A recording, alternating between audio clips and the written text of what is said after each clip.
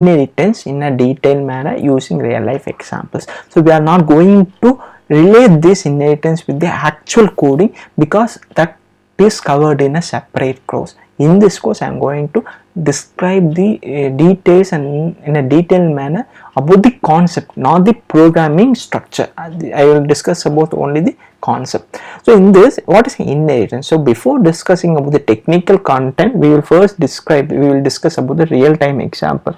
So this is a real-time example. We will consider 3 generations: grandparents, parents, and then children. So if suppose the grandparents property value is 10 lakh rupees, and if suppose the parents property value is 20 lakh, here the grandparents, here the total property value for the parents would be 30 lakhs because the parents have inherited 10 lakh rupees 10 lakh property value from the grandparents. So that's called inheritance. So the total property value becomes 30 lakhs, whereas in case of children, the actual children property value is 50 lakhs, and then parents property value is 20 lakhs, whereas grandparent property value is 10 lakhs. So children have inherited the properties from parents and as well as from grandparents. So here the total property value for children is 80 lakh rupees. So this is a real case in a real life scenario where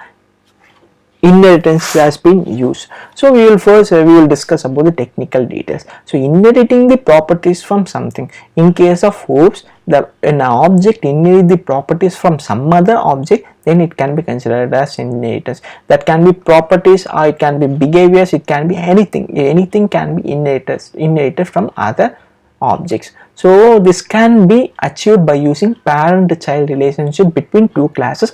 We are not going to explore how to derive the relationship between how to derive the parent-child relationship between two classes, because that would be vary from programming language to language. In Java the syntax will be different, in C++ the syntax will be different. That's why we are not going to cover how to relate two classes using inheritance, but it can be achieved using parent-child relationship between two classes.